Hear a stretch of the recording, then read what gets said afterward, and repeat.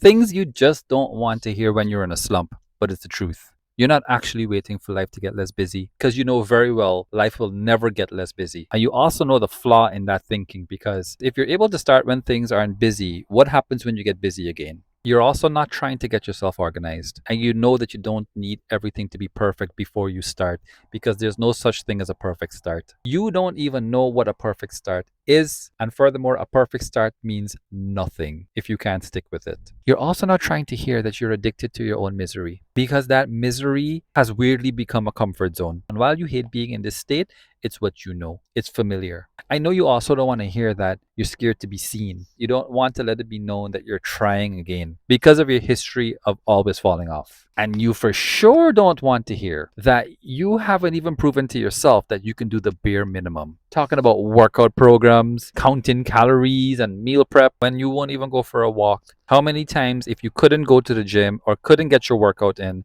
do you choose to go for a walk? Practice any willpower when it comes to temptation. Like, really, how many times do you choose the healthy option if it's available to you? You're not trying to hear that it's a marathon, not a sprint, that all the years that you've spent trying to find some shortcut, you could have just committed to the journey and made small improvements over time, and you would have been way further along than where you are right now, still waiting for some shortcut. You're not trying to hear that it's going to take not weeks to months, but months to years. You've normalized bad habits. That's why it feels so natural to you. And the only way for good habits to stick is to normalize those good habits through constant, daily, mundane, unsexy repetition. You're not trying to hear that most of your actions are ruled by your emotion and not logic. It doesn't matter how many plans and promises you make. The minute you get thrown off emotionally, everything goes out the window. There's so many things you're not trying to hear now, but it's the truth.